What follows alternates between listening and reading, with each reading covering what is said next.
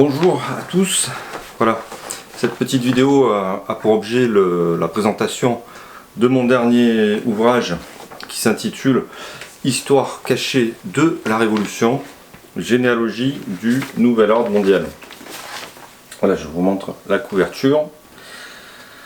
C'est le premier volume et il devrait y avoir 4 ou 5 volumes qui devraient suivre. Enfin, je ne sais pas exactement combien ça fera de volumes en tout. En tout cas, c'est une étude assez importante qui couvre de nombreux sujets. Parmi ces sujets qui sont évoqués, alors la Révolution américaine, ce qui est vraiment quelque chose qu'il faut étudier, qui est très méconnu en France, et que j'avais un petit peu survolé dans mes études précédentes. Et je me suis rendu compte que c'était indispensable en fait de revenir là-dessus de manière très précise. Donc j'ai passé plusieurs années sur le sujet et ça m'a amené aussi à l'étude de l'Écosse et des clans écossais par la même occasion, puisque le premier secrétaire au trésor par exemple des États-Unis, Hamilton, était d'origine écossaise par exemple. Mais bon, c'est pas le seul, il y a beaucoup de personnes, beaucoup d'Écossais aux États-Unis, même s'il n'y a pas que des Écossais évidemment. Alors la renaissance du paganisme est un sujet qui est au cœur du nouvel ordre mondial, évidemment. Et sur le Capitole, en fait, aux États-Unis, nous avons une représentation de Washington, donc le premier président des États-Unis. Ça s'intitule l'apothéose de Washington. Donc l'apothéose, c'est une sorte de déification en fait, comme à l'époque des empereurs romains, par exemple. Et donc je reviens en détail sur le sujet. Alors les familles italiennes aussi, les grosses familles italiennes, qui ont joué des rôles très importants évidemment en Italie, mais pas seulement, mais aussi au sein de l'Église catholique. Hein, c'est des familles qui ont donné des prélats en fait au cours des siècles. Alors notamment les Colonna, les Torlonia, les Orsini, les Visconti, etc. J'en passe. Les principales institutions mondiales et nationales, enfin je reviens là-dessus. L'ordre de Cincinnati aussi, ou Cincinnatus, aux États-Unis, c'est quelque chose de relativement important, sur lequel dont je parle. Les symboles païens de la République en France. Alors on voit la Révolution, hein, tout un tas de symboles, de signes, de représentations de dieux païens qui vont comme ça être mis en avant, y compris en fait sur les timbres, les pièces de monnaie, les monuments, etc., etc. Puis bon, les Lumières, en fait, les soi-disant philosophes des Lumières vont largement s'inspirer aussi des antiques païens, en fait, des auteurs de l'Antiquité. Alors oui, je parle aussi de la Révolution anglaise et la vente de la Louisiane aux États-Unis. La Louisiane, ça représentait quand même un tiers des États-Unis, donc c'est pas rien. Il y a aussi les anciens cultes égyptiens que je traite, en fait, dont Osiris, Isis, bien sûr, et d'autres. Des symboles qu'on va retrouver un peu partout, notamment les fameux obélisques, hein, n'est-ce pas? Après, il y a des sujets dont j'avais déjà traité, mais sur lesquels il fallait revenir, de la théosophie, mais aussi le kémitisme, dont on parle assez peu.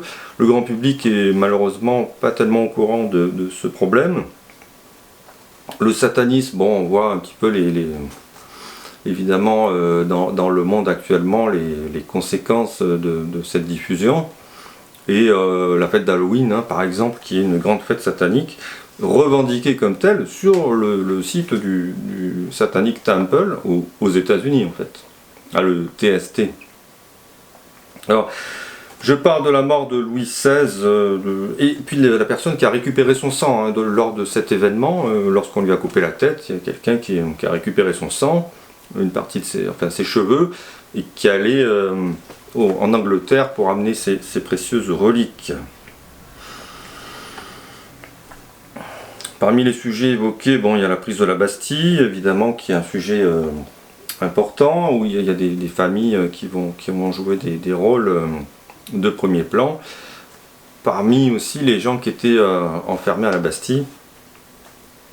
Et après, dans les siècles qui vont suivre, en fait, c'est des familles qui vont jouer des rôles particulièrement importants. Alors la NASA et ses origines occultes, j'en avais déjà parlé dans mon premier livre, hein, qui avait été édité en 2019, le Nouvel Ordre Mondial démasqué. Là, je reviens sur les origines de la NASA et tous les organismes en fait, qui sont un peu du même type, comme ça. Le sujet du protestantisme, alors là c'est quelque chose d'absolument colossal. Évidemment le protestantisme est une hérésie qui a été condamnée par l'Église catholique. Et puis donc on va voir un retour au paganisme hein, suite à ce protestantisme. Et puis les sectes protestantes qui vont jouer des rôles très importants en fait, dans le monde. Sur les USA, je reviens sur le service forestier et la gestion des grands espaces, c'est quelque chose aussi de très important, la gestion de l'espace, la mise en place de zones maritimes, j'en avais parlé dans mon premier livre, les espaces forestiers et les zones géographiques protégées, c'est quelque chose aussi de très très important. Alors les sociétés secrètes aux États-Unis, bien sûr, et je traite aussi de l'influence de l'oligarchie américano, on va dire anglaise, britannique en Chine. Alors avec la révolution chinoise, et ça c'est quelque chose aussi dont il faut parler. Le Novosordo-Seclorum, c'est quoi? Alors vous savez, c'est sur le billet d'1 $, en fait, on a cette formule. Et d'où elle vient exactement, qu'est-ce que ça veut dire, qu'est-ce que ça annonce. Et je reviens sur ces références, qui sont des références classiques, des références païennes en fait. Sur la dissolution des monastères, en fait, sous Henri VIII, en fait, le roi Henri VIII, en Angleterre, là aussi, c'est un phénomène qui est vraiment crucial en fait, dans l'histoire, parce qu'on va avoir des seigneurs, des comtes, des ducs qui vont mettre la main sur les monastères, les abbayes, et qui vont les transformer en maisons de campagne, en châteaux, en palais, et leurs descendants habitent encore évidemment dans ces demeures, ces anciens monastères catholiques, hein, ces anciennes abbayes catholiques. La révolte des Boxers, alors ça c'est quelque chose qui est très peu connu du grand public. C'est un massacre de catholiques, de chrétiens en Chine, au début du XXe siècle.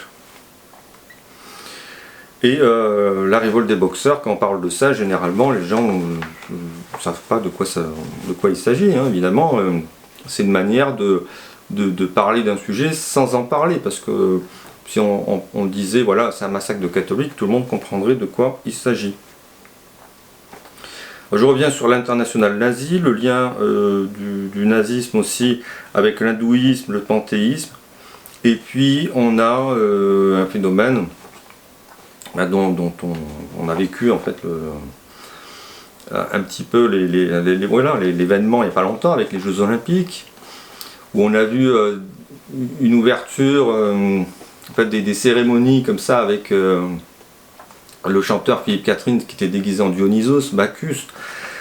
Et justement je parle du culte de Dionysos en fait dans mon livre, en montrant que c'est vraiment atroce ce qui se passe en réalité, hein, dans le culte de Bacchus. On a du cannibalisme, on a des sacrifices d'enfants, et on est loin de l'image du dieu du vin où on fait la fête.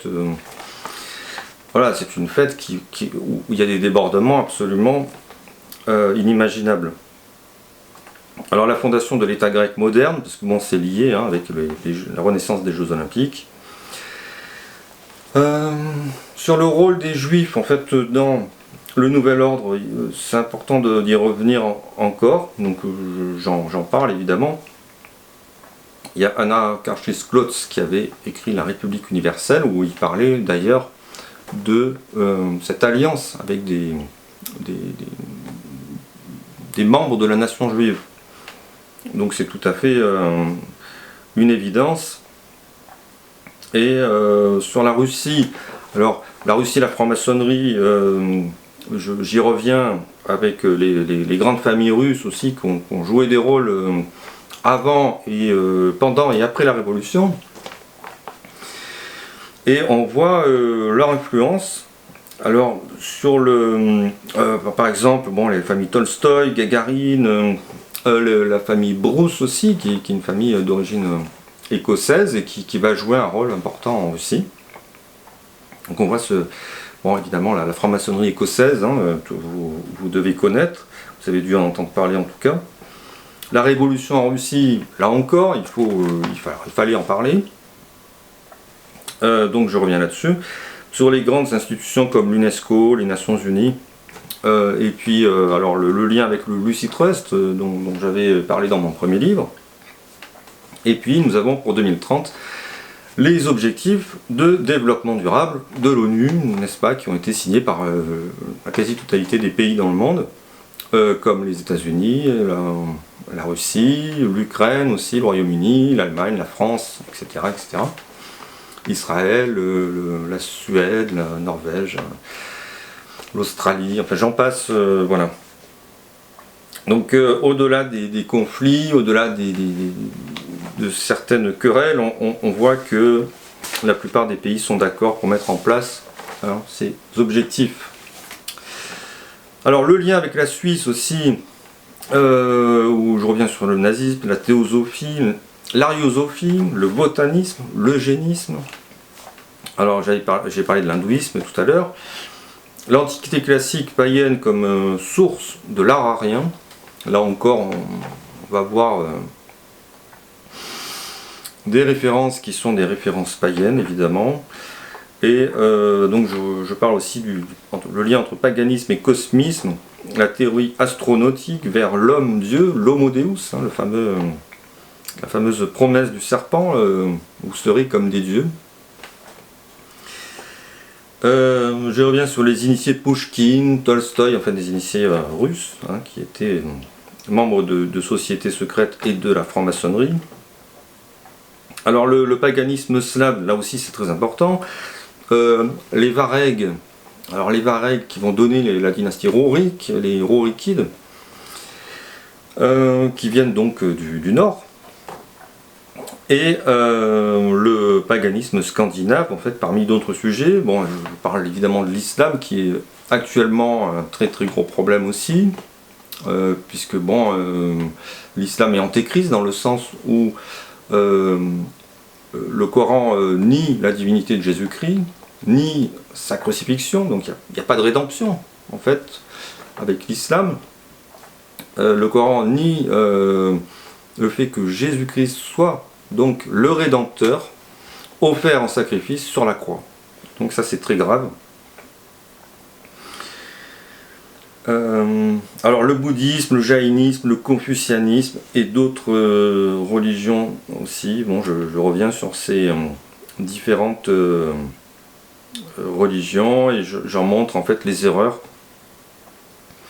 Alors il y a pas mal d'annexes aussi dans ce livre, des documents importants. C'est un livre qui est à avoir dans sa bibliothèque, à lire et à relire, parce qu'en fait ça va donner des pistes de recherche aussi pour vous. Ne vous contentez pas en fait des vidéos que vous regardez ou